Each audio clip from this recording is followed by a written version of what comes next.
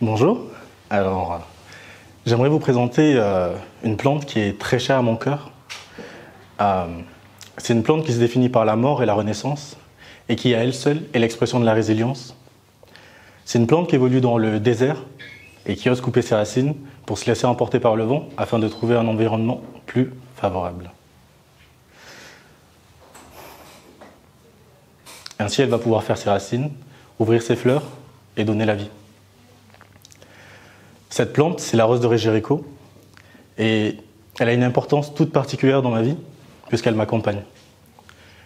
D'une certaine façon, on a tous une rose à l'intérieur de nous et permettez-moi de vous présenter mon histoire pour vous l'expliquer. Mon histoire commence avec mon adoption.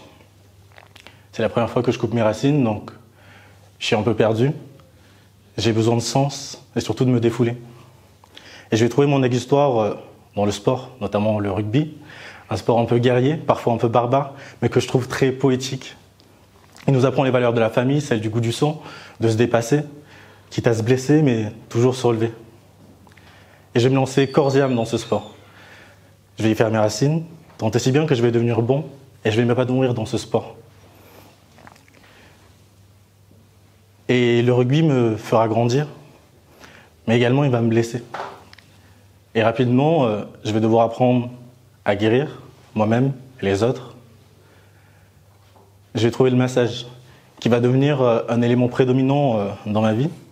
C'est l'outil nécessaire qui me permet de rester résilient et de continuer à avancer.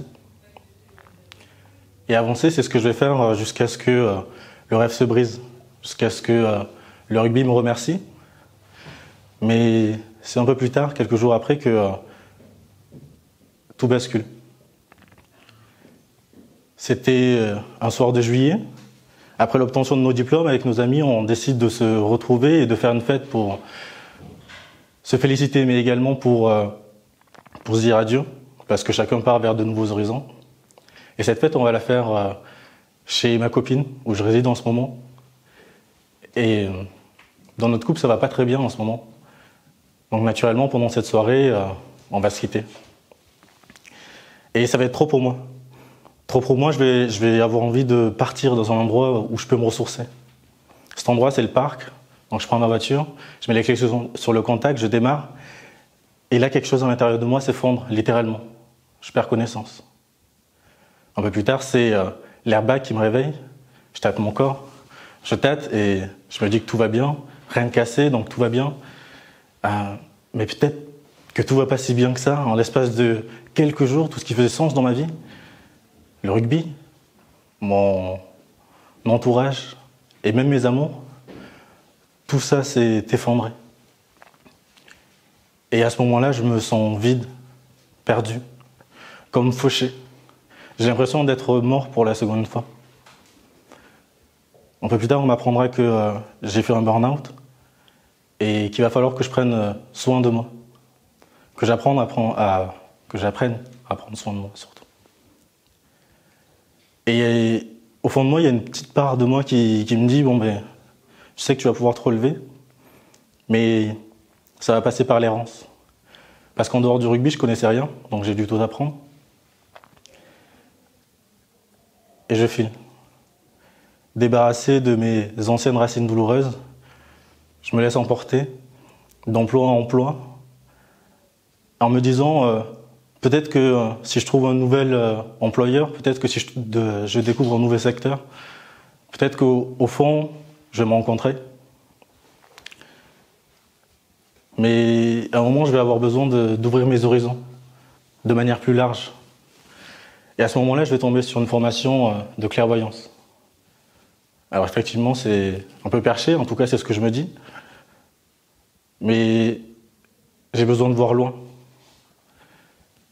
Et il va se passer quelque chose de très particulier, une expérience qui va me bousculer, qui va me changer dans cette formation. Je vais me réveiller un matin, congelé, frigorifié. Et je vais prendre ma douche, je sens que je me brûle, mais je suis incapable de me réchauffer, mon corps reste froid. Et je vais en faire part à mon formateur quand j'arrive. Et naturellement, cet homme, il me dit, viens, on sort. Et alors il fait 10 degrés dehors à ce moment-là. Moi je suis congelé. J'étais à côté du radiateur, j'avais pas enlevé ma veste. Mais je décide de lui faire confiance, je le suis. Et on se retrouve dans un parc. Il me parle, je l'écoute pas vraiment, j'essaie de contrôler mes tremblements.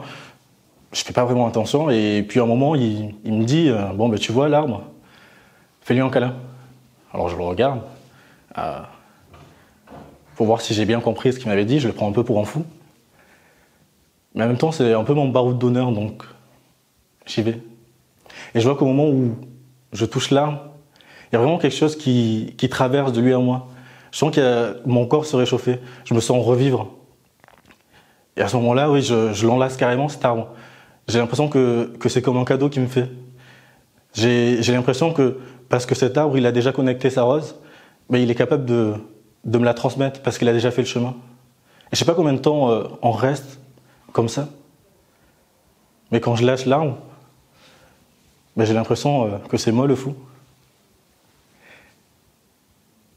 Et suite à cette expérience, on va m'indiquer qu'il est intéressant que je m'intéresse à la méditation. Et la première fois que je vais à la méditation, je me mets en position du lotus et en 3 minutes, je m'endors.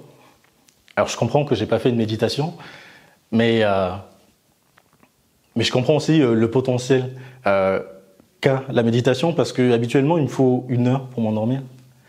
Donc j'y retourne le lendemain et là je vais faire la rencontre d'une masseuse. On va parler longuement et elle va m'expliquer que non, le massage c'est pas simplement un outil, que c'est aussi un métier, que il y a des milliards de techniques qui permettent de couvrir à peu près tout et que c'est pas simplement un outil qu'on utilise juste pour réparer les gens, mais que ça s'utilise pour accompagner, pour chérir. Et moi, je suis séduit par ce qu'elle me raconte. Je sens que à l'intérieur de moi, ça résonne. Et je peux pas m'empêcher de faire le parallèle avec moi, ma pratique du massage, qui était un peu balbutiante. Et surtout, c'était à l'inverse de qui j'étais, parce que j'ai appris pendant 16 ans à casser les gens. Et là, quand je fais ma formation, je tombe dans un monde de douceur qui me bouscule. Et ça me touche profondément. Et je vais retourner au centre de méditation, parce qu'à ce moment-là, je commence à penser qu'il me porte chance. Et ce qui est intéressant dans la méditation, c'est qu'on rêve, mais on ne dort pas. Et pendant cette méditation, je vais rêver de pyramides et de Touaregs. Et à la fin, je me dis, c'est bon, il faut que je m'intéresse à l'Égypte. Il y a quelque chose à voir là-dedans. Et comme la vie est bien faite, et qu'un bonheur ne vient jamais seul, je tombe quelques jours plus tard sur une formation de soins esséniens. Alors je suis comme vous, je ne sais pas ce que c'est les soins esséniens. Mais sur la page de couverture, il y a une grande pyramide. Alors j'y vais. J'ose. Et je fais la rencontre d'un formateur exceptionnel. Il m'explique que les Esséniens sont un peuple de Basse-Égypte qui s'appelait les serviteurs et qui se déplaçaient pour aller guérir les gens. Il me dit, pour comprendre ce que font les Esséniens, c'est simple, ça se définit dans leur nom. Essé, c'est être, et Éné, la source. Alors les Esséniens, c'est ceux qui sont la source ou qui ont connecté la source et qui ramènent les autres à la leur pour qu'ils puissent se guérir eux-mêmes. Et je monte dans cette formation, je la fais, et on m'apprend à voir le corps de manière beaucoup plus subtile. Vous savez, c'est toutes ces choses qu'on ne voit pas, mais qui sont nécessaires à notre fonctionnement. Et je vais je vais faire cette formation, ces 2 formations en parallèle, les massages et les soins esséniens. Ce qui fait qu'aujourd'hui, j'ai marié ces pratiques. Et du coup, je suis celui qui, par un toucher résilient, vous ramène à vous pour vous rencontrer.